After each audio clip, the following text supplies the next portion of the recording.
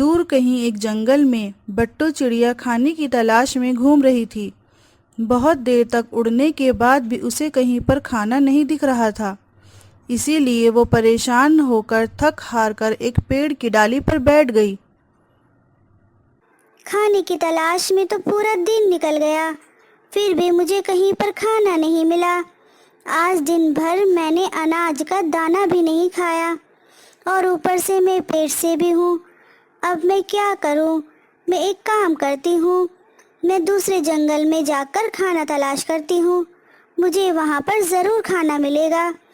अगर मेरे पति कुछ काम करते तो आज इस अवस्था में मुझे खाने की तलाश में भटकना नहीं पड़ता। ऐसा सोचकर बट्टू चिड़िया दूसरे जंगल की तरफ निकल पड़ती है। दिन भर खाने की तलाश करके बट्टू बहुत थक चुकी थी, इसीलिए उसे उड़ने में बहुत परेशानी हो रही थी। आखिर थोड़ी देर उड़ने के बाद वो पास वाले जंगल में आ ही गई।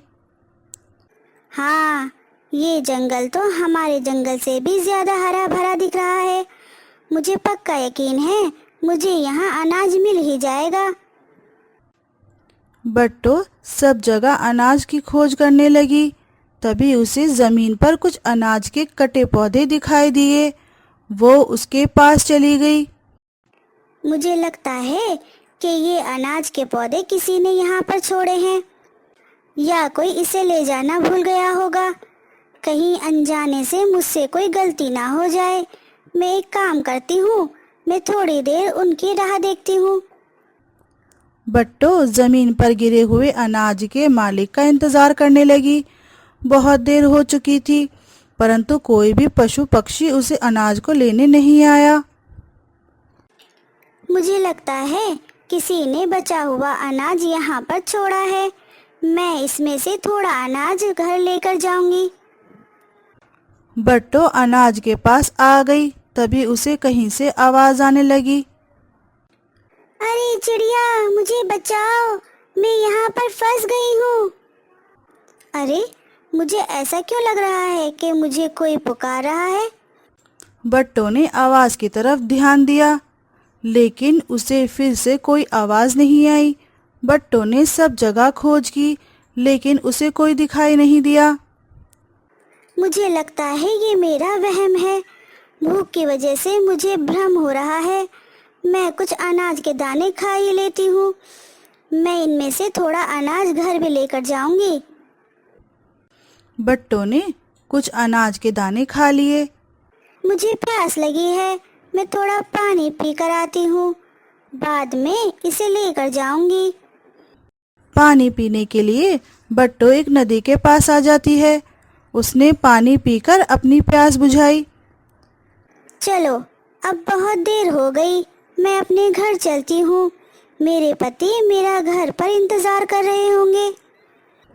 इधर कल्लू कौवा और भूरी कौवी अनाज इकट्ठा कर रहे थे। कल्लू जी, हम बहुत देर से अनाज इकट्ठा कर रहे हैं, परंतु अभी तक इतना अनाज जमा नहीं हो पाया जितना होना चाहिए था। अरे भगवान, ये अनाज उतना ही है जितना उसे होना चाहिए था। नहीं नहीं, दाल में कुछ काला है। कोई है जो हमारा अनाज चोरी कर रहा है। हम एक काम करते हैं, हम यहीं कहीं पर छुप जाते हैं और हम उस चोर का इंतजार करते हैं। कल्लू कौवा और भूरी झाड़ियों के पीछे छुप जाते हैं। बट्टू पानी पीकर अनाज के पास लौट ही रही थी। तभी उसे फिर से किसी ने आवाज लगाई। अरे चिड़िया, मैं यहाँ पर हूँ, झाड़ियों के पीछे, मुझे बचाओ। बट्टू झाड़ियों के पीछे जाकर देखने लगी। तभी उसे मकड़ी के जाल में एक परी फंसी हुई दिखाई दी। अरे तुम कौन हो और यहाँ पर कैसे फंस गई? मैं लाल परी हूँ, इस जंगल में घूम रही थी।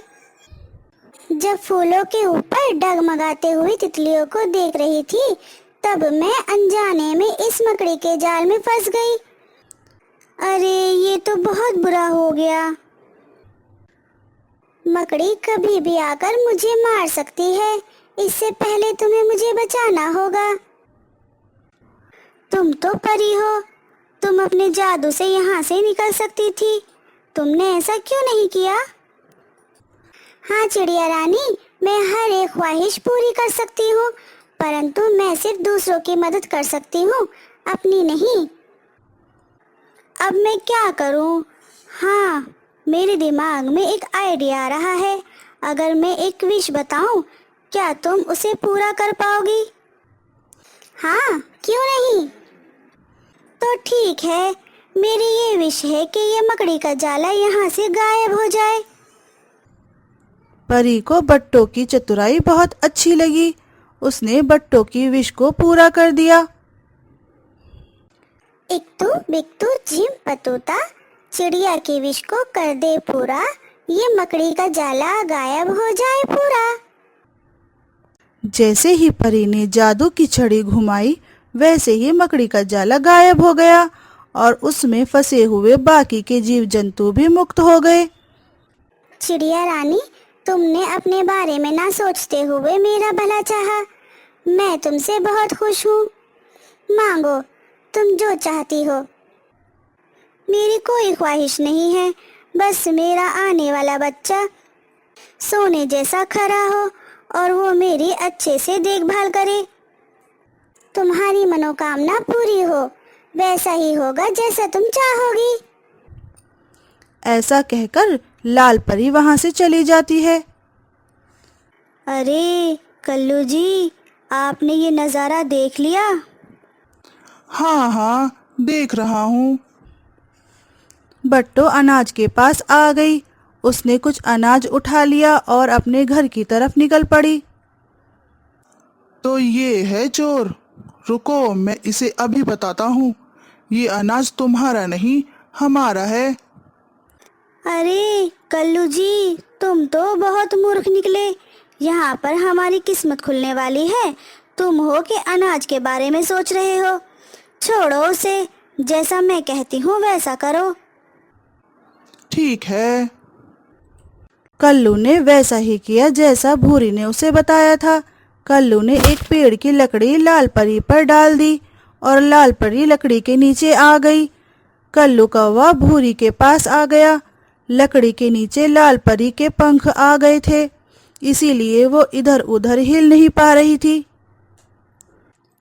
चलो कल्लू जी, अब हमारा काम शुरू हो जाता है। अरे रे रे, बेचारी लाल परी कैसे लकड़ी के नीचे आ गई है। अरे भूरी, अब इसे हमें बचाना होगा। तुम रुको, जरा इतनी जल्दबाजी मत करो, मैं सब संभाल लूंगी, तब तक तुम चुप रहो बस। पता नहीं कहाँ से ये लकड़ी मेरे ऊपर गिर गई, मेरे पंख इस लकड़ी के नीचे आ गए, इसीलिए मैं हिल डुल नहीं सकती हूँ, मुझे बचाओ। हाँ हाँ, बचाएंगे तुम्हें, पर इसके बदले हमें क्या मिलेगा? जो चाहो वो तुम्हें मिल जाएगा। भूरी के मन में लालच भर गया था। भूरी और कल्लू कौवे ने मिलकर लाल परी के ऊपर से लकड़ी हटा दी। तुम दोनों का बहुत बहुत शुक्रिया। ठीक है, अब कर दो हमारी इच्छा पूरी। हाँ, बोलो तुम्हारी क्या मनोकामना है?